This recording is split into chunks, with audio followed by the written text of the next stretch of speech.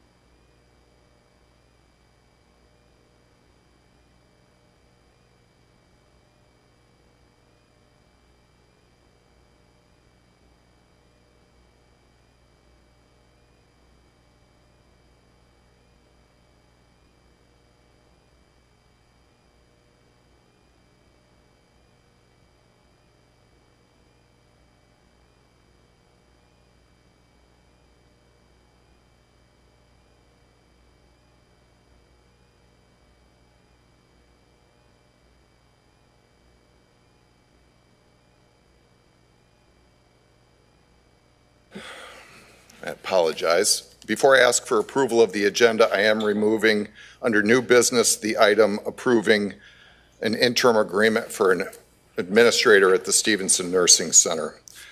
With that, can I get an approval of the agenda, please? By Mr. Diddens. Is there a second by Mr. Jogers? Any discussion on the agenda? Seeing none, Mr. Louie, would you call the vote?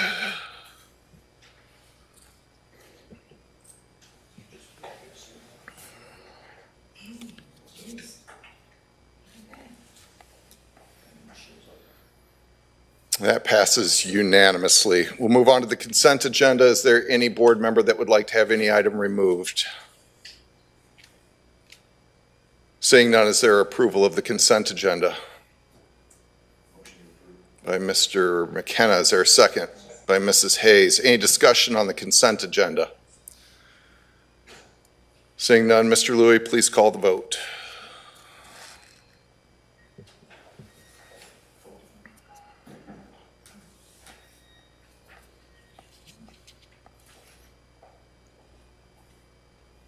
Consent agenda is approved unanimously. We'll move to public comment. Is there anyone that would like to speak at public comment? If so, please come up to the podium.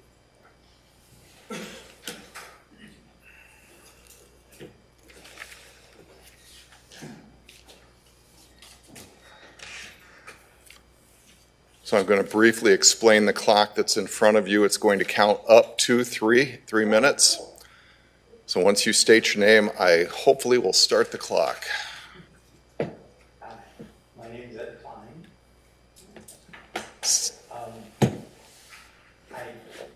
You probably all know it, but I just want to make sure that I do make mention.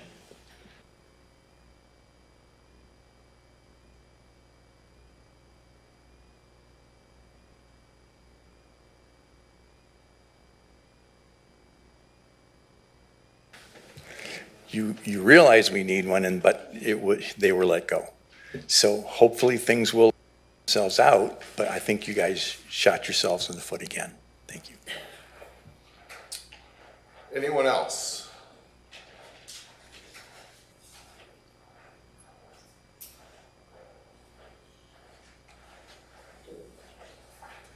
Don't start it. Okay. Yeah.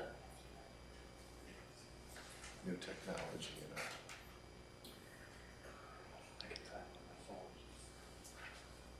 I think we paid $10 for this. We need to make sure it works.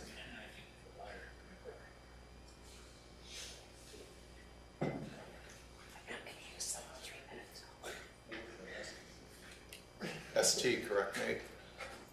Yes, and then ST twice. Oh, look at that. All right, as soon as you state your name, we'll start. Thank you, Nate. I'm Jody Koss. I live out in Harlem District. I am speaking now because I could not speak at the end of the last county board meeting because you guys eliminated the second set of public comments. I'm not sure why, but my second comment last month would have been directed towards Mr. Whalen. Walnut Acres is not a toy. It's not a broken toy.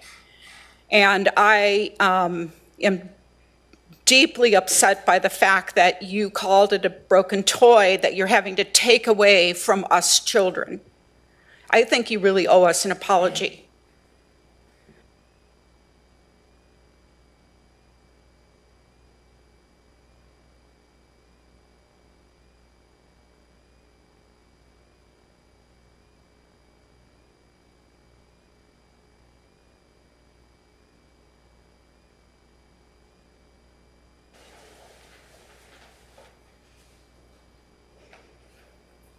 Ready when you are. Okay.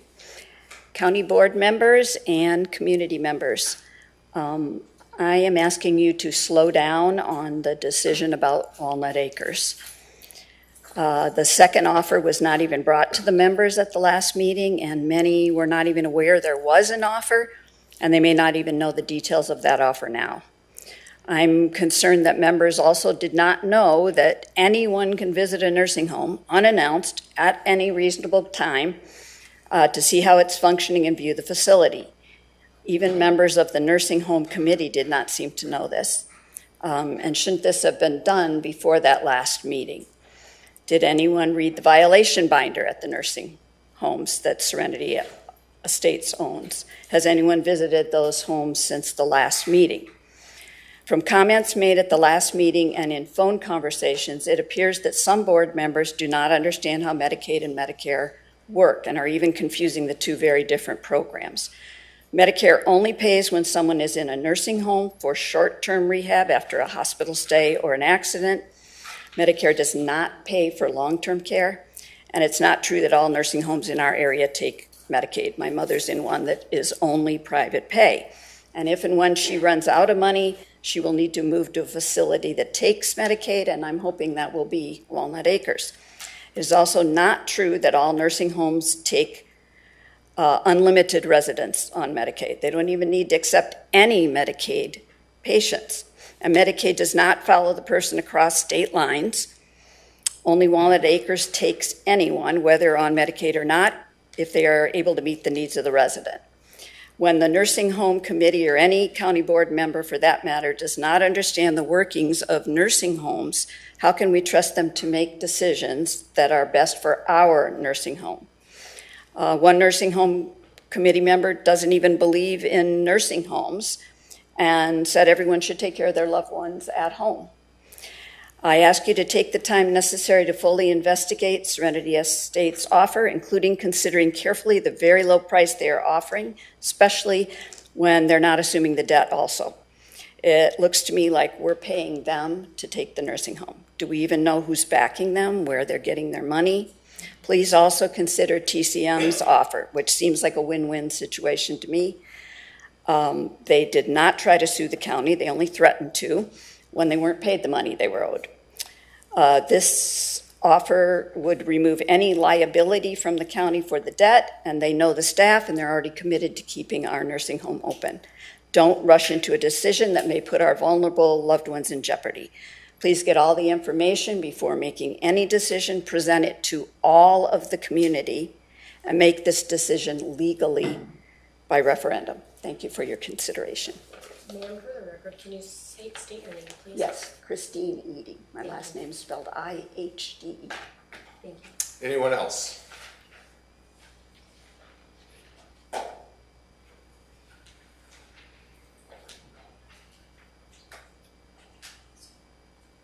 If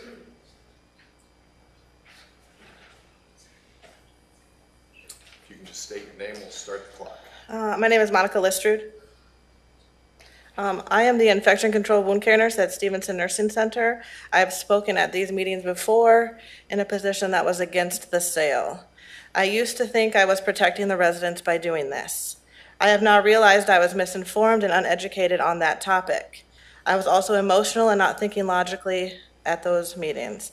I have now been in a position where I am privy to more information and realize the best thing for our residents would be to move forward with the sale as fast as possible. The board is not lying to you when they say that we are in a financial crisis. There have been a lot of factors that have led to this, including the abuse charge we received years ago and the evacuation during COVID. We have never been able to fully recoup the census that is needed to make enough money to stay afloat. I am in full belief that the sale of this nursing home is the only thing that would prevent the residents from having to move. If we do not sell, there is not enough money to stay open. There will be jobs lost and residents relocated if we do not sell.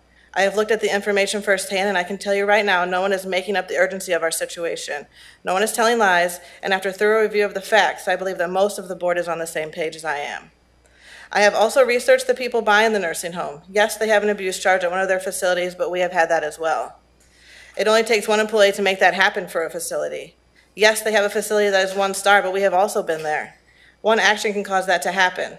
It does not mean that the facility gives bad care or that the residents are being neglected. I have also spoken to Shannon Harris, who is one of our best past administrators, and she has vouched that these are the most honest and trustworthy people we could hope for. They have promised no resident will be moved and that we will continue to take public aid residents that are in need. They have said they will not change any of our dual certified beds. That means all 140 some beds will remain fully certified for public aid patients. This is the best option for our residents. I also think that bringing forth a lawsuit or insisting that the people vote on this will prolong the process to the point that our residents will have to move. I understand the people who are requesting this think they have good intentions, but I think they are misinformed intentions. There is not enough money to last through a voting process or a judicial process. I would request that if the residents' well-being is really the most important thing, then all of that please be let go. This is the end of an era, and I have loved working at a county home versus a corporate, but the thing I want most is that they just get to stay there. So even if that means that everything else has to change, they won't have to move, and I think that's the most important thing that the community wants. Thank you. Anyone else?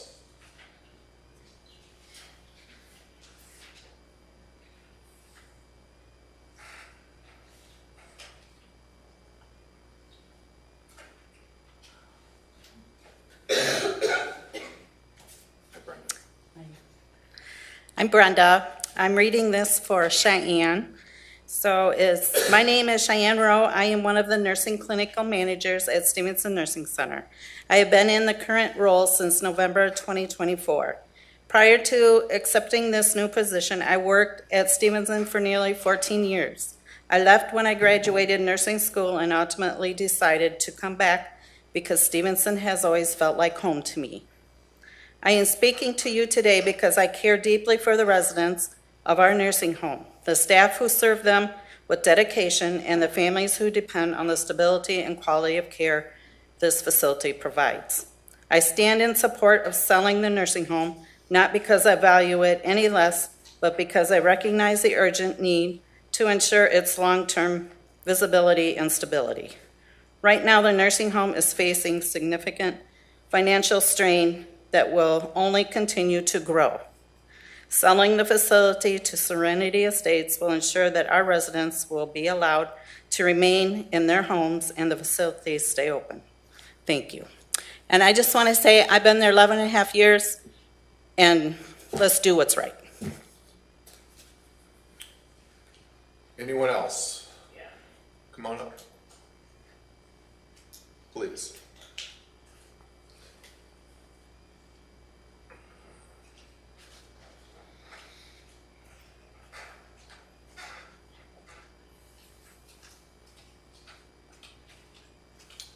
Just state your name, please, and we'll start the clock. Sure.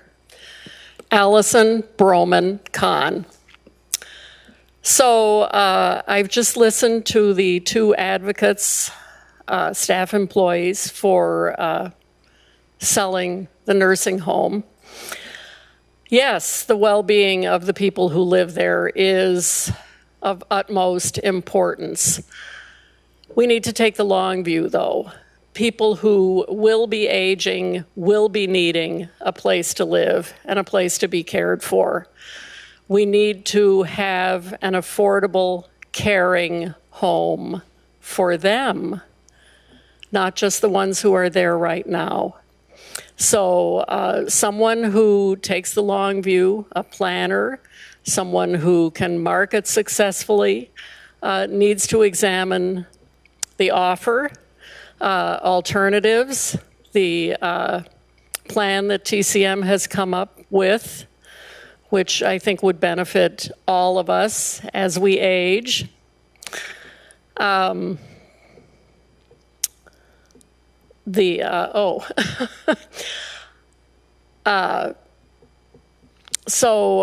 TCM, I think, did a good job of handling financial problems. It could continue to do a good job. The solvency of the nursing home is very important.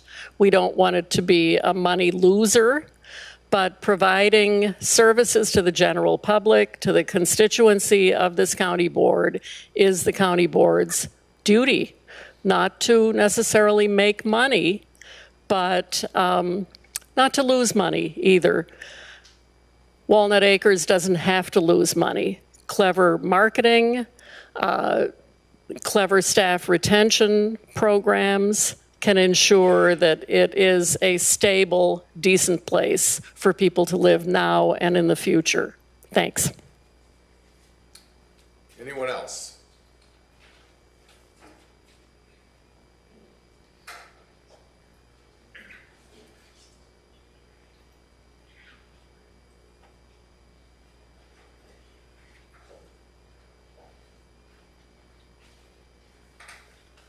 Just state your name and we'll start the clock. Okay. My name is Brandy Wilhelms. The Director of Nursing could not be here tonight, so I'm speaking on her behalf. Hi, my name is Annette Williams. I am currently Director of Nursing at Stephenson Nursing Center. At this time, even though it breaks my heart, I have to voice my support for the sale of the facility to Serenity Estates. I have worked at the Stephenson Nursing Center for almost 30 years. Change is very difficult. However, it is my belief that we have to look out for our residents and that it is in our best interest to sell. If the facility was to ultimately have to close due to the financial crisis that we are currently in, it would mean that our residents would lose their home and almost everything familiar to them. They don't deserve that. Selling the facility has been a political charged topic for a very long time. Now is the time to set politics aside and do what's best for the residents. I have always been against the sale until now. Selfishly, I should continue to be against the sale. As I said, I have been an employee for almost 30 years. I would only have 5 years left to be able to collect full on the pension. However, I could not forgive myself if I continued to be against the sale, and then the building had to close. I only say this to show you that I have thought long and hard on this, and trust me, tears have been shed. Serenity Estates has promised that all beds would remain duly certified, which means that our residents would not lose their home. They have also promised that they would keep all staff. We have to trust them and have faith in them. Thank you. Any other public comment?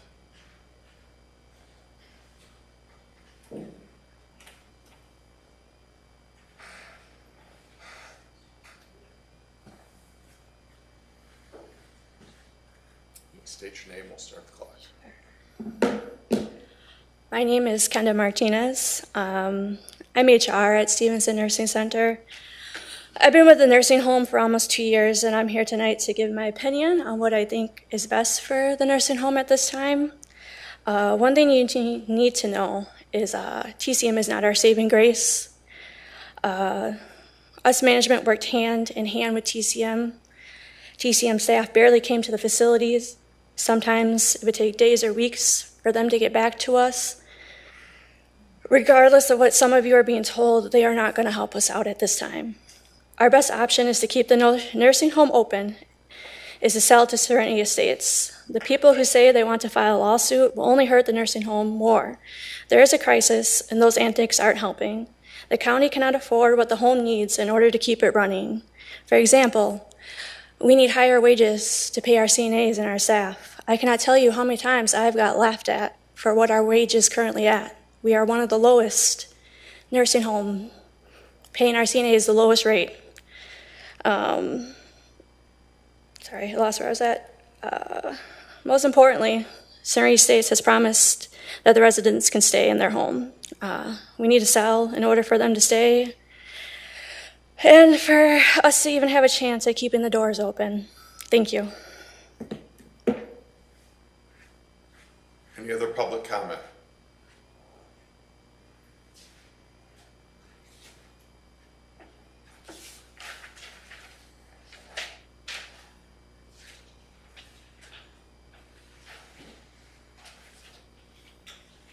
Mrs. Lowry. Oh, it's not Mrs., it's Karen. Scott. My name's Karen Rivers. I'd like to thank Stephenson County Health Department employee Beth Gilmore for successfully getting the whole stack of labeled broken solar panels removed from next door to me at the Zimmerman North Solar site. By contacting the right person, it only took a month. I think it's fair to ask why the Director of Zoning, Beth Henning, would telephonically speak with solar personnel regarding questions and concerns asked by citizens, but not relay the answers and info back to the citizens. I believe she is employed by the citizens, not the solar companies. Some of the questions and concerns for up to the last 2 years have been, why were toxic junipers planted and when will they be replaced with non-toxic trees? When are the multiple stacks of unused, possibly damaged solar panels, the large spool of wire and orange cargo transport trailer containing unknown items all left behind a year ago going to be removed? No such items remain on the multiple solar sites I've observed recently in the county. When are the ragweed, the assorted thistles, and other noxious weeds going to be sprayed or removed? Mr. Larson, are the county solar ordinances considered criminal or civil? You have the opportunity to speak. If you want to talk to me, it will have to be another time. I've called you 3 times, sir. You don't call back. I'm still interested in signing a complaint. If we could, I'd like the remainder of my time be used by Beth Henning, if she's here, to inform us of her phone conversations with solar reps and the answers given, and to give the answers to these repeatedly asked questions. Another FOIA done this month shows an additional undocumented conference call and/or phone conversation. It's also obvious info is missing between May 20th and June 13th within what I was given from my most recent FOIA. I don't see Beth, but She's here, but we're not going to compel anyone to speak in public comment unless they want to. Would you like to speak? You're one of my reps. Are you Mr. Meester? Do you know the answers to these questions? We've been asking them for over 2 years. You guys refer us back to Beth, who does not answer the questions. We can look into it. Any other public comment, though? Or, I'm sorry, Karen? Yeah, this is... Can you use the microphone, please, for the public? Oh, yeah.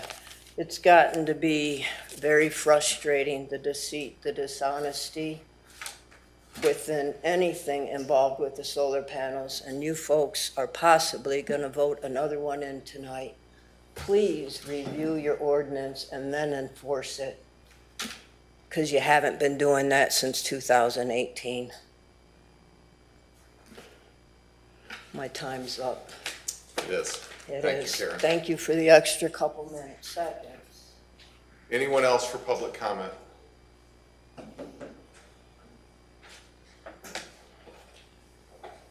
Seeing none, we'll move into executive session, 5 ILCS 120/2C1, employment matters, the appointment, employment, compensation, discipline, performance, or dismissal of specific employees, and 5 ILCS 120/2C6. Let me get back to it here. 5 ILCS 120/2C1 employment matters, the appointment, employment, compensation, discipline, performance, or dismissal of specific employees, and 5 ILCS. Can you please keep it down in the gallery, please? We're still holding the meeting. 120/2C6 real estate matters, the setting of a price for sale of lease of property owned by the public body. Is there a motion to move into public or into closed session by Mrs. Hayes? Is there a second? By Mrs. Deininger. Any discussion on going into closed session? Mr. Louie, would you please initiate the vote?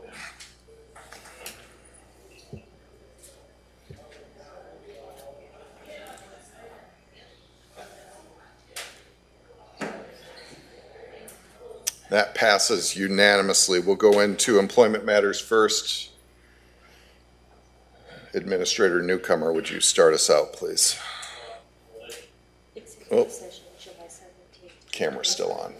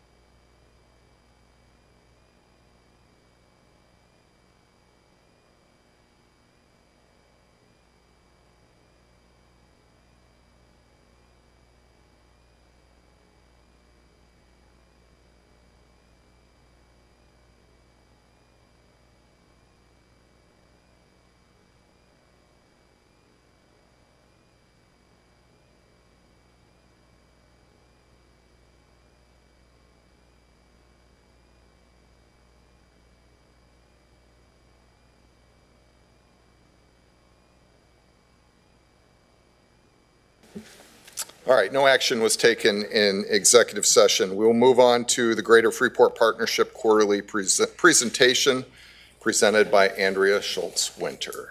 Thank you for being here tonight.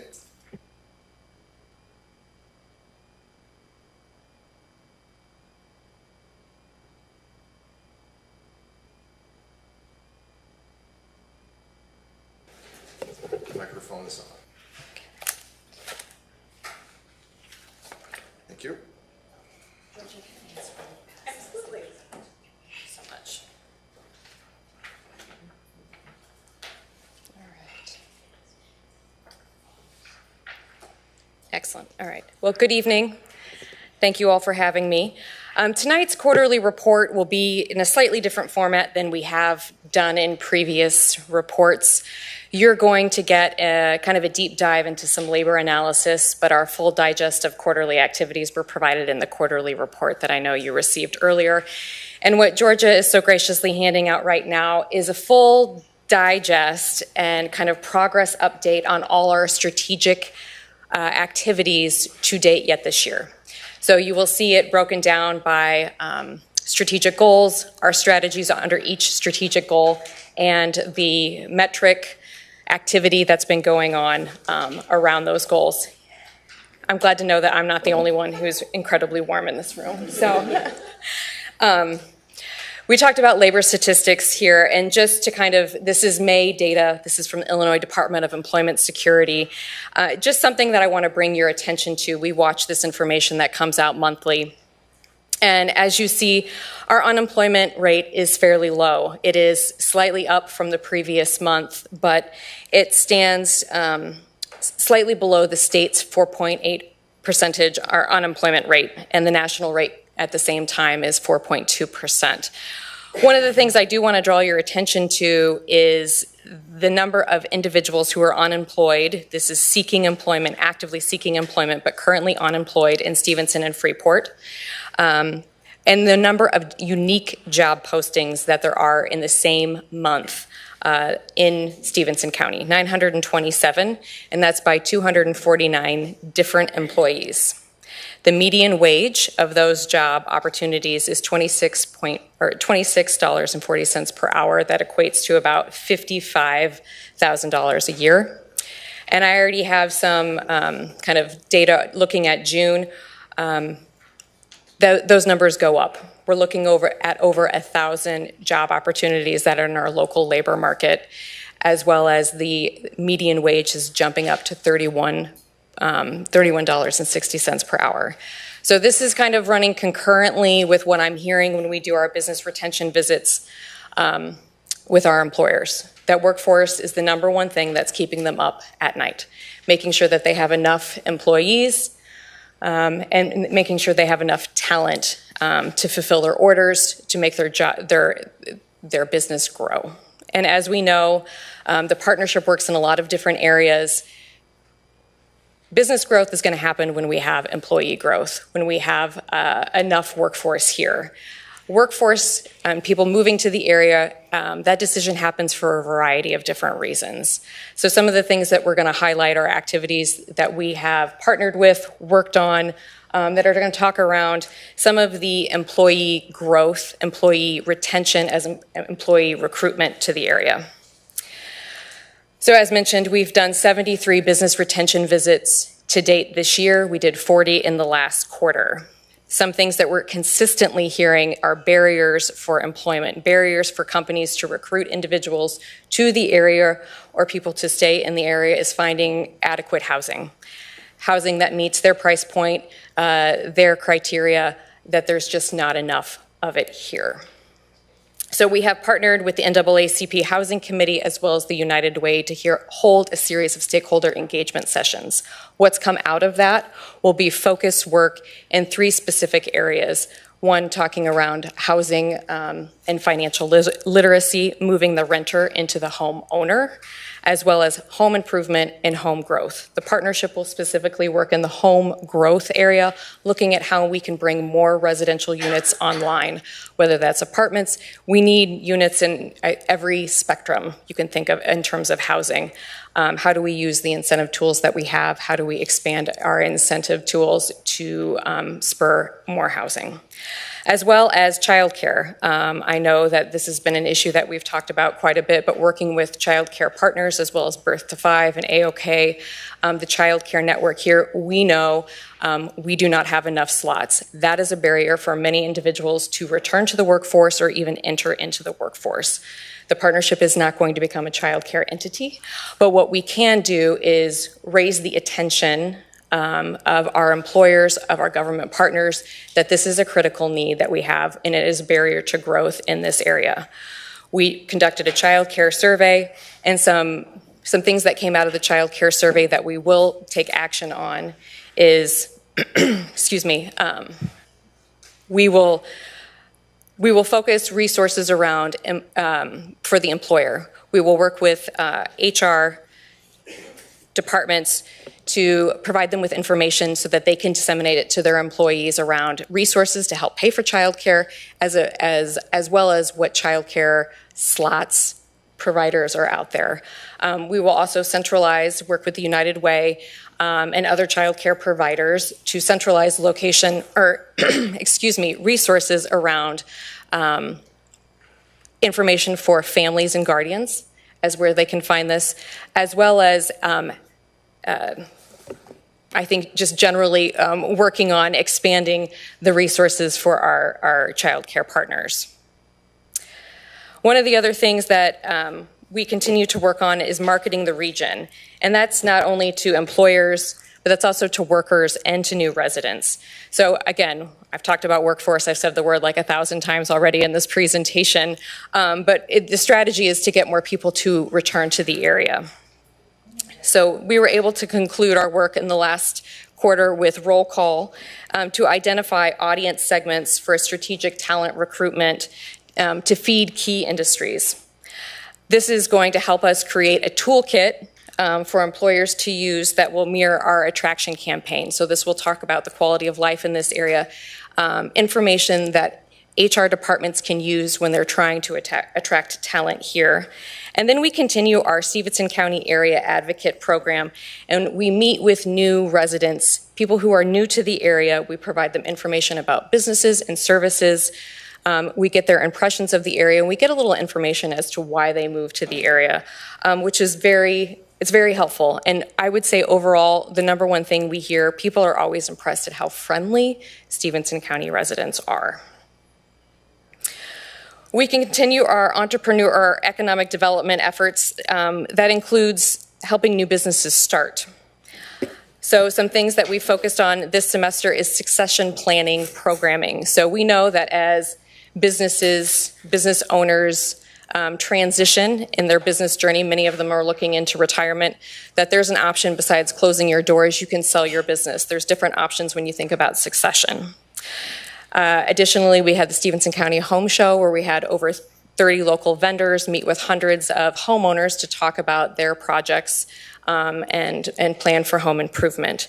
As well as we concluded our base camp program and had a pitch competition. We had 14 participants, and during the course of the program, which was really first quarter into second quarter, we had 2 of those individuals open their own businesses, and one is in active conversation for a planned acquisition of an existing business. This really dovetails into that succession planning. And the pitch competition was able to award some prize money to those contestants. Another program, the Midland Entrepreneur CEO program, we are working with Freeport High School as well as Highland Community College and our local businesses to adopt and implement the CEO program. This will work with juniors and seniors to provide 2 credit hours. And in this program, they will be able to learn how to start their own businesses, learn soft skills that are so valuable in any form of employment. As well as this program has a distinctive track record. It's been implemented all over all over Illinois. There's many different chapters on keeping that talent local. Those students who build networks with local businesses and local leaders have a greater tie to home. And oftentimes they stay, they open up their own businesses here, and they really contribute to the community. So we're excited to partner with our the school district to create that program. We're looking for a launch in fall of 2026. That is a very quick overview of some highlights. I'm happy to answer any questions that you might have. Anyone?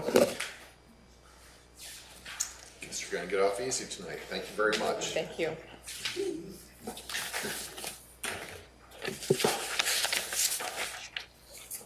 All right, we'll move on to the zoning report. Director Henning.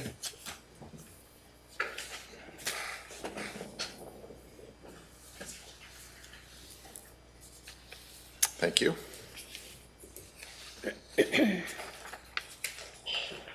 Good evening, everyone. Excuse me. The Zoning Board of Appeals held its hearing on Thursday, July 10th, 2025, with a quorum present.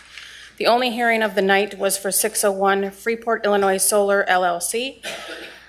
They are requesting a special use permit for a 4.99 megawatt AC solar facility on 40 acres of a 76.82 parcel located at North Harlem Center Road.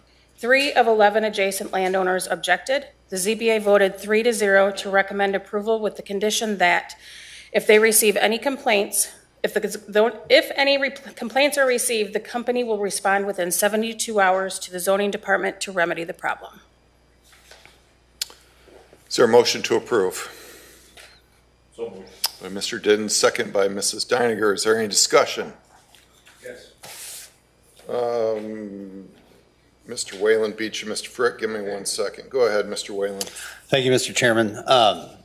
Ms. Henning, can you elaborate? We were asked today by a constituent about our ability on these things to really put a stop to them or do something. And from at least my understanding is we really don't have any authority in this matter whatsoever. We do not, unfortunately. Believe me, it's a thorn in our side as much as it is for everyone else that does not feel that they need to be in our community. The state statute blatantly states we have to approve them as long as all state standards are met. The way they come to us, they're not going to come to us not meeting any of the standards because they know that they won't be approved. They're wasting their money. So all the standards in the AMA are met, so they have to be approved. Thank you. Thank you. Mr. Frick. Thank you, Mr. Chairman. In light of your comment, Mr. Whalen, and your comment a couple of months ago, I did a little research on what's going on and what goes on with the Department of Agriculture and their approval of them.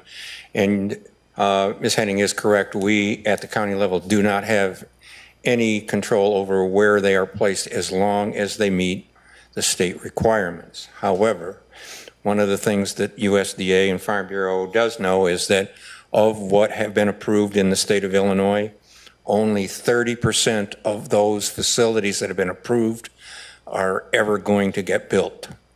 That's about how the changeover in the companies that own them, the change in maybe, I can tell you that, for example, I know that not all of those are going to get built in Stephenson County because one that was approved on my property is not going to be built because the options ran out and I don't want it to be built there anymore. Number two, the USDA is now, or not USDA, but Illinois Department of Ag is also now using another score that they call the geographic concentration score. And what they're doing now is looking at where these facilities are being placed. They're not dialed down directly to each community, but they're looking at regions and saying, well, we have a lot coming in this region. We maybe don't need those now. We want them more in this region. So there are some things going on that are being done, but it doesn't stop the fact that we're not really approving these. We're just being made aware that they're happening. Thank you, Mr. Chairman. Mrs. Williams, go ahead. I had a conversation with Ms. Henning about this exact issue.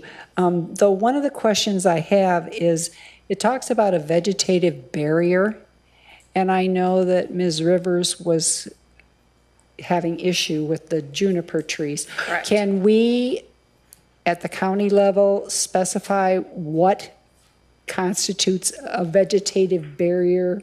We can now, we could then. In the applications, they'll tell us evergreen screening. It typically doesn't state what kind, it's just evergreen screening. This company, I can tell you, did state what the type they were going to use, and 184 of them.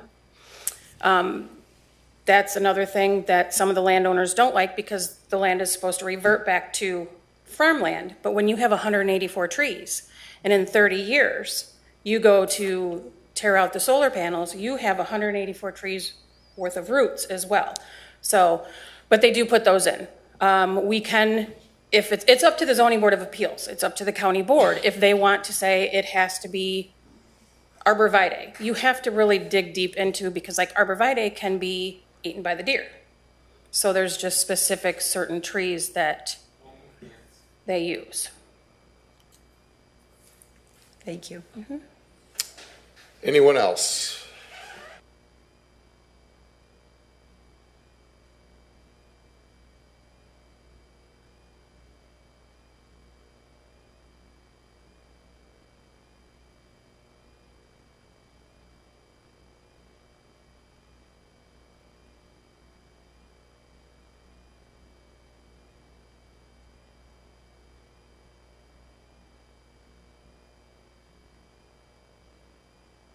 Information, Mrs. Henning. No, sir. All right, thank you. Thank you. Appreciate it. Pardon? Could you read them, please? We can't see that. The three that voted no were Jogerst, Demeester, and Whalen. All right, we'll move on to appointments. There are two: approval of the appointment of Chris Plath to the Freeport Mosquito Abatement District, and approval of appointment of Dr. John Herman to the Freeport Mosquito Abatement District. Is there a motion to approve both? To approve both. By Mr. Whalen, second by Mr. Jogerst. Any discussion? Seeing none, Mr. Louis, please initiate the vote.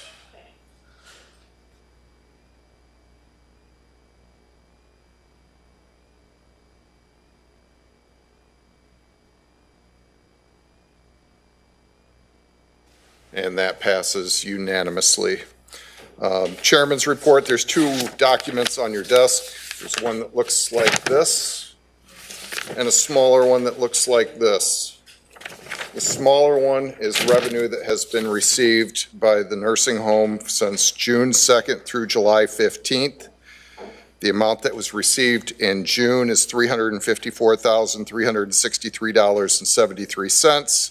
The amount received from July 1st to July 15th is $108,062. Of course, since June 6th, Medicare and Medicaid payments were stopped because of the cost report not being turned in on time. Those funds have been since released, but I believe they're around 83,000, 86,000. Right. So I just want everyone to have that as a point of reference. The larger document are the outstanding claims. And there's a total on the back, the total of outstanding claims, and this is as of the 17th, so today is $2,054,864.21. I'm not going to really get into the detail on it. I think it's self-evident. I have serious concerns about a few vendors that are either threatening to pull out completely or to begin litigation to be paid when we struggle to even make payroll for tomorrow. Payroll is going to happen tomorrow, thankfully, but every pay period is going to be very close. So the reality is quite evident. We'll move on from that to action items. Thank you, Carl. Action items and information from standing committees. Mr. Whalen, you have two items. If you would please, there you go. Press it again, please. Go ahead, sir. Thank you, Mr. Chairman. First item, action item that we have is a resolution declaring surplus property of printers and copiers of Stephenson County and authorizing the sale of the surplus property of Stephenson County, Illinois. I'm not going to go through the whole thing because everybody has that, but there's 1, 2, 3, 4, 5, 6, 7, 8 because of our new agreement on the copiers that we need to declare as surplus property, and I would make a motion to do that at this time per this resolution. Is there a second? By Mr. Diddenzane. Discussion. Seeing none, Mr. Louie, please initiate the vote.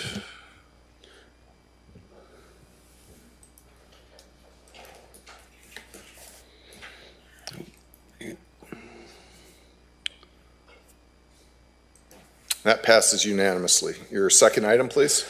Okay, in light of that passing, we need to go out for an RFP to hopefully sell this surplus property. You have a second resolution in the packet that I refer to now for these copiers to be sent out for an RFP to see who might be interested in purchasing them from the county, and I would move as such at this time.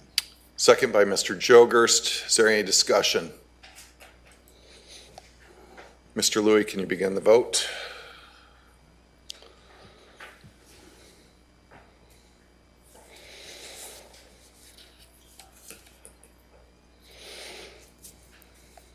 And that passes unanimously. Any other information? Yes, Mr. Chairman. One other item, if you all will look at the finance piece on the PDF that we have, there's a link that goes out to a sheet that our finance director put together. We were informed at finance in order to make payroll this last go around, we went ahead with the final part of the extension for the tax advancement. We had done $425,000 earlier this year in order to pay TCM and finish that agreement, but we had $75,000 left in terms of the levy. And so we went ahead to did that at this point, and we're going to work that out as the receipts come in from property taxes. So just wanted to make sure everybody was aware of that. There's no action that you need to take. Again, just an awareness. So thank you, Mr. Chairman. It's my understanding that when the final tax distribution in October occurs, we should be able to pay off the advance on the levy. Yes. Any questions on that? All right, very good. Thank you, Mr. Whalen. We'll move on to public property and safety. Mr. Bush, you have an action item. Go ahead, sir. Yeah, I've got a resolution for establish a salary for the office of the sheriff effective July 1st, 2025. Whereas the annual compensation for the office of the sheriff is set by state statute, it must be at least 80% of the state's attorney's salary, 55 ILCS P5. Well, anyway. Well, whereas the state of Illinois shall reimburse the county for 66.6% of any increase. Whereas the state of Illinois has increased the annual salary of the sheriff by $10,087.73 effective July 1st of 2025. Whereas the sheriff health insurance contribution has been set at 24%. Now therefore be resolved that the Board of the County of Stephenson, Illinois approve the increased annual compensation for the position of sheriff by $10,087.73 to be paid in accordance with the standard payroll practice of Stephenson County effective July 1st, 2025. Be it further resolved that the Stephenson County Board instruct the treasurer to make applications to the state of Illinois for a reimbursement of 66 2/3 of the increase on a monthly basis. I so move. Thank you. Mr. Bush made the motion to approve. Is there a second? By Mrs. Hayes. Mr. Jogerst, go ahead. Thank you, Chairman. On this resolution, I did not see the actual salary of the sheriff. Does anybody know what that number is? Is it at the bottom? No, I didn't go that far. Thank you.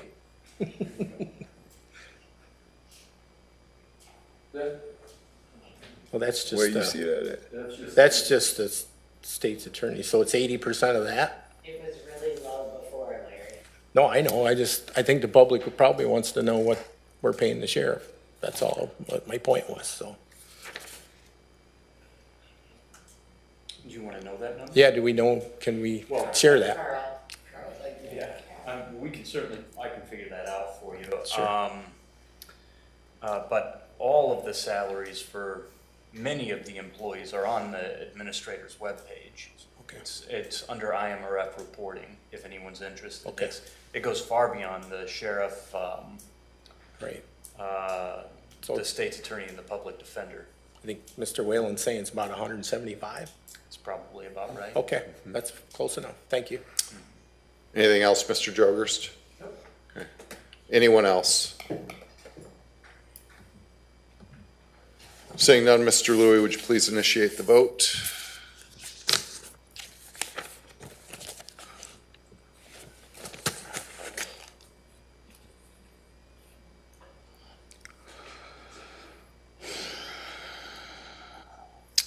And that passes with Mr. Frick voting no, I believe. Any other information out of your committee, Mr. Bush?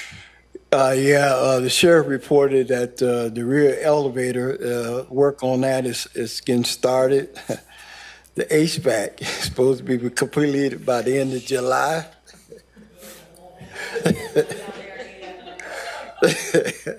The ADA restroom is, they waiting on materials to get started on that. He did report that he's looking into medical options for the jail. As you notice, that the new weapon detector is up and running. The old one kind of need to be updated.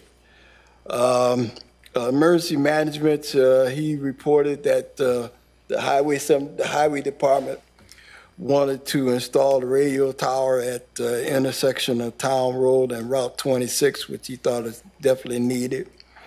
He wants to update the weather stations, so he's going out to purchase 5 of them, which will be for Pearl City, Lena, Dakota, and German Valley, and Freeport. Other than that, that's it. All right. Thank you very much, Mr. Bush. We will move on then to administration. Mr. Jogerst, you have one action item. Would you please press your button? Thank you, sir. Go ahead. Thank you, Chairman. The one item is approval of revised County Code, Chapter 218, dangerous buildings. This one has been out there for a while. Mr. Borneman, I believe it's over at Hinshaw Law in Rockford, revised this code from what we previously had, put a lot more definition in it, and put a lot more process into it. And it's ready to be approved and used as needed. So I will make a motion to approve. Okay, motion made to approve by Mr. Jogerst. Is there a second? Second by Mr. Modero. Is there any discussion? All right, seeing none, I think I can actually initiate the vote. Let's try this and see. Yes, go ahead and vote, please.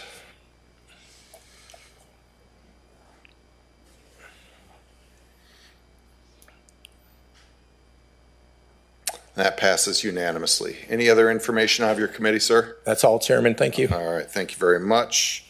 We will move on to court services. Mr. Diddens, you have 2 action items. Go ahead, sir. Thank you, Mr. Chairman. I have 2 resolutions that I would just like to pass together.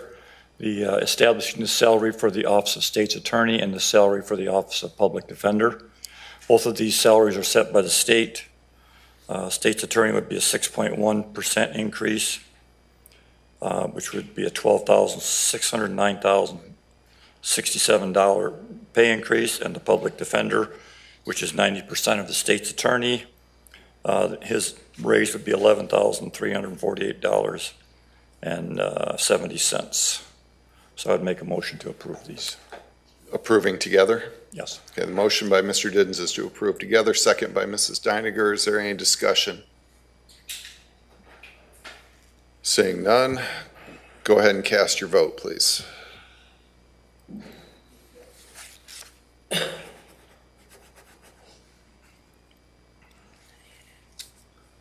And that passes unanimously. Any other information out of your committee, sir? Yes, Mr. Chairman, just that the department heads are working on the budget, and so they're getting a good start on that, so it's going well. That's it. Thank you. Great. Thank you very much. All right, we'll move on to Nursing Committee. Mrs. Baker, no action items. Information, please. Yes, so I would like to thank the staff for everything that they're doing right now. Special thanks to Monica, the wound care infection control nurse, for stepping up and applying for the temporary administrator license, along with Ms. Newcomer. She's been going out every day, conducting, helping, doing anything she can to help make that place run as smoothly as possible. If you're out and about tomorrow the waffle truck will be on site donating all their proceeds, not all, some of their proceeds, to the Alzheimer's Association. And as of today, census is 48. A few of you had questions in closed session. Go ahead, Mr. Whalen. Which one of you is Monica? Thank you. Thank you very much for stepping up. And I speak as the Vice Chairman of the Nursing Center Committee on this. I believe if there's anything you need, please don't hesitate to ask. We'll help you any way we can. Yeah. Well, and I think Mr. Whalen meant to say thank you to all of you. Yeah. Yes. You're all, well, I thanked them all earlier Great for job. being here, so. Yes. But yes, thank you very much for being here tonight. It's very much appreciated. And thank you for sticking by us. But that's taken a lot to step up on the license side. You know, that's just appreciate it. I just want you guys to know that. So thank you. Very good. Mrs. Williams, go ahead. My questions were, there were 3 reports, I believe, that were not. Hang on a second, Mrs. Williams. For some reason, I'm not getting your microphone on. Can you turn it off for a second? I'll turn it back on. Now try it. Nope. Nope, it's not green. It's not going green. Oh, Nicole's on. There you go. Nicole's on. Now you're green. Go ahead. Okay. I had 3 questions. The board was under the understanding that we had, I believe, 3 reports at the state level that had not been done. One was the license for the facility. One was the cost report. And the other one was another one, like a fire safety something or other, I thought we got a notice on. Go ahead, Administrator. Anyway, I'm just wondering what the status is on those reports. Mr. Whalen, can you turn your microphone off? I think that's limiting who can speak. Go ahead, Mrs. Newcomer. So the license for the... Mm-mm.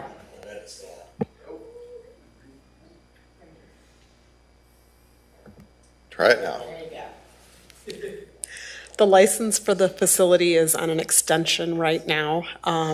Ms. Listerud is working with the state and trying to gain access to the portal to actually work the process, but we are in compliance through the end of August. The cost report has been submitted and accepted. The other thing I believe you were referring to were the plans of correction that were needed after the survey. Possibly. I don't remember. I just thought it was 3. That was the third item. The plans of correction were submitted. Once Ms. Listerud is able to get into the portal, we can view if they've been accepted or if any further action needs to be taken. But right now we have the verification they were submitted. Thank you. So if you recall, I believe that last report was the one that I referenced in the nursing home committee meeting where CMS had actually indicated that if we didn't get the response and it was accepted by August 4th, they were actually canceling the Medicaid and Medicare contracts with the county. Okay, that sounds right. So that's the last report that she's talking about? I believe so. Okay. We are pretty confident we'll get all done, all of them completed. And there are no others? Not that we're aware of. Thank you. Yep. Mr. Bush, go ahead. Your button is pushed. Oh, I didn't. Anyone else? Questions on nursing? You have to turn your microphone back off, Mr. Bush. Thank you. No one else with questions? All right, very good. We'll move on then to planning and development. Mr. Frick, No action items, information out of your committee? No, thank you very much, Mr. Chairman. Just a couple of things. A lot of things going on in our county here in the next couple of weeks. Be sure to attend the Stevens County Fair that's going on next week. Look forward to seeing you there. Also, I always give Ms. Hayes a hard time, but German Valley Days, come visit us. Breakfast and lunch will be served, so come on out. And last, we're exploring some information from a constituent that would like to donate some property to the Kent Monument and maybe make that a little better access, make it expand it a little bit, maybe help with some parking out there. We're looking, if you're interested, not this coming Tuesday, but the following Tuesday morning, about 10 o'clock, we're going to meet out there and tour what the gentleman is talking about. So if you're available, please come. That's all I have, Mr. Chairman. Great. Thank you, Mr. Frick. We'll move on to Public Works. There's no action items. Mr. Brandt and Mr. Newton are obviously not here. Mr. Modero, Mr. Jogerst, Mrs. Williams, anything you would like to add? If there is, please press your button. And Mr. Frick, could you turn your microphone off, please? Thank you, sir. Mr. Modero, go ahead. Just generally everyone's doing what they can. It's the heart of construction season. Things are developing, as I'm sure you see all around the county. Also some fun developments coming through animal control. Look for those. Yeah, Public Works is doing great. All right, thank you very much. Appreciate the update. With that, we'll move on to new business. Approval of engagement letter with Polsinelli. Can you press your button, Georgia, please? Yes. I'm trying to pull it up. It's not loading.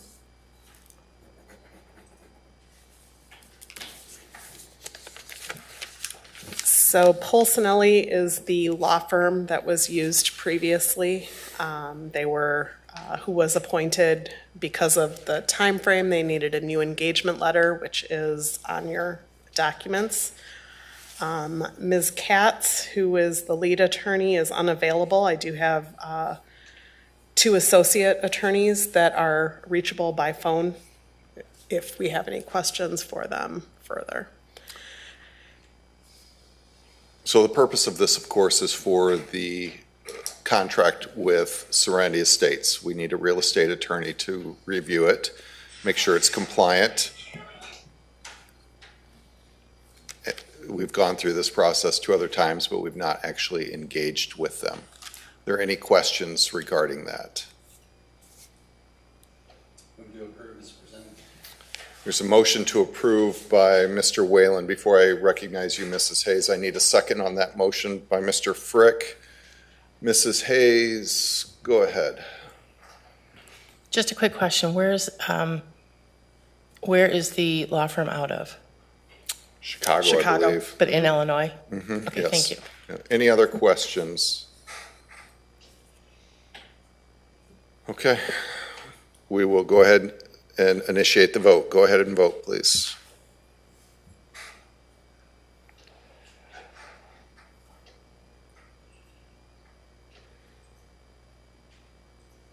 And that passes with Mr. Hadley voting no.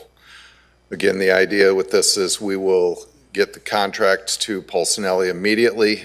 We will explain the need for them to work on this very quickly. As soon as we get an answer back from them, it's very likely I will ask for a special meeting to vote on the contract under the circumstances. If there's nothing else, is there a motion to adjourn? By Mr. Bush, second by Mrs. Hayes. Any discussion on that?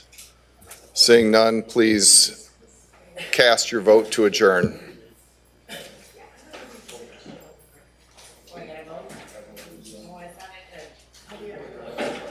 That passes unanimously. Thank you, everyone.